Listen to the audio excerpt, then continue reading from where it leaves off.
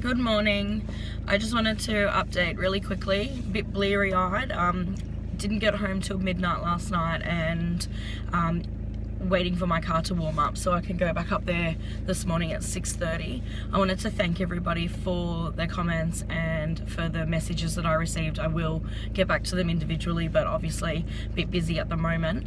I just wanted to update about my loved one isn't doing very well, but it was really important that I went with my gut and knew that I just had to go up.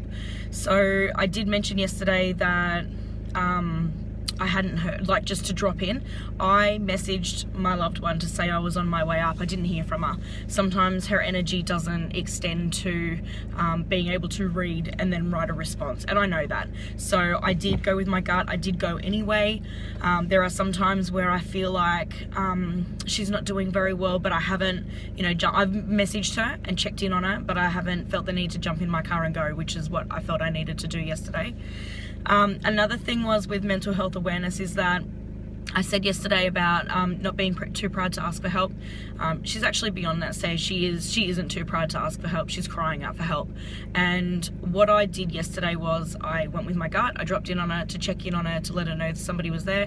I really listened to her yesterday. I didn't listen to reply. I didn't listen to have a conversation, to be involved in the discussion. I didn't listen to even, give advice. I listened to what she was saying, and it's been really hard for us because she has always suffered with depression, and last year sometime she did go to her GP, and her GP felt that her needs were beyond the scope of what he could offer, so he referred her on, which is absolutely what he should have done. She then built up the energy again to get in contact with an institute, and to be told that she had to wait on a waiting list for an intake. So it was several weeks, possibly even a month, before she even heard from them to do an intake. They did determine that she would require further assistance, and she was told that it would be about a 2-month wait. The problem with that was, even though it was way too long for her, it actually never came, and I didn't realize that. I just assumed that being, a well-known, and I thought maybe perhaps well-funded organization, that they would be on top of that, and they actually didn't get back to her at all. So she's been just muddling through. And then 2 weeks ago, she hit a really low point again, went to her GP, who then referred her onto the hospital, to the emergency room. That's how bad she was. And that's absolutely what the GP should do. But what I wanted to point out is that what I heard from my loved one last night was, I summoned up enough energy and, enough, to be okay with reaching out for help, to then be passed on to somebody else. And I understand that the GP doesn't have the expertise, and and absolutely the hospital was where she should have been. But for my loved one to have to go and sit in a waiting room for what she thought would be hours at a time, to have to retell her story, seemed extremely overwhelming for her. And that's what I heard her say yesterday. I summon up the strength and the energy to go and seek help, and then they pass me on to somebody else, or they refer me on to somebody else, to then have to rehash my story and to rehash my feelings, and I feel like I'm getting nowhere.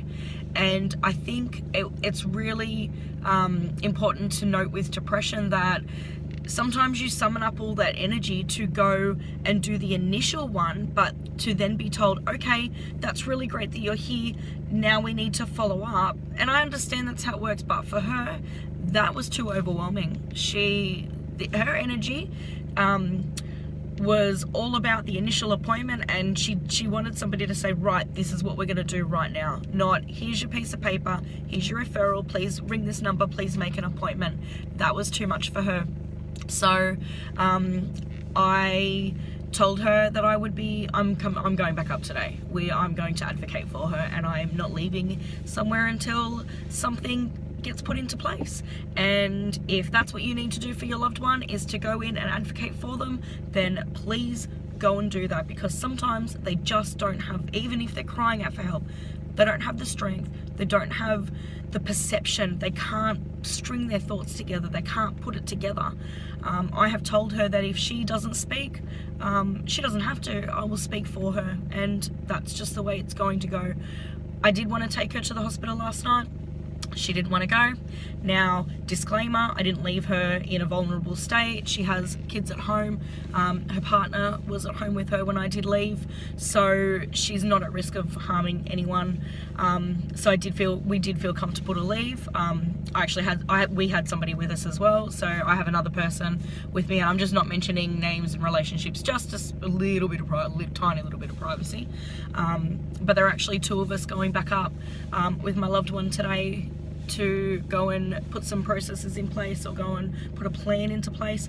So there was no risk last night when we left. If I felt that she needed to go to the hospital right then, believe me, I would have done that. But she wanted to go up today while the kids were at school. You know what? I allowed her that choice in the decision making. I allowed her to have that piece of control with the decision making. I think it's a fair decision to make. She wanted to wait for her kids to be at school so that we didn't go up last night and, just create some stress. That's fine. So 6:30 in the morning, I'm about to leave on a 3-hour trip. Kids will be at school by the time I get up there, and I fully intend to have some sort of plan in place. So reach out to your loved ones. They may be at the stage where they're not too proud to ask for help anymore. If they're crying out for help, Facebook statuses, messages, even just down ones, or something you feel isn't right, check in on them. If your gut tells you to go over there, go over there. If your relationship calls for it, take them by the hand and lead them there. Go and be their advocate. If your relationship doesn't call for it, then if you don't feel comfortable, then please reach out to a family member. My loved one has all the support in the world. There are 2 of us going up today, and there are more that I know messaged me to check in on her. They told me that they were messaging her to let her know that they were there. My loved one knows people are there for her. She just can't see it. She just can't. She doesn't get it at the moment. She's too much in a depressive episode. Her energy just doesn't. She can't see it, she can't feel it, she can't understand it. She doesn't care, she's not interested. All she knows is that she's using all of her energy to get through a day, and that's what she's been trying to do, just survive. So reach out to your loved ones, go and advocate for them. Just help, just be there. And I'm gonna make my drive up now, and I hope you all have a good day. But mental health awareness, let's talk about it more.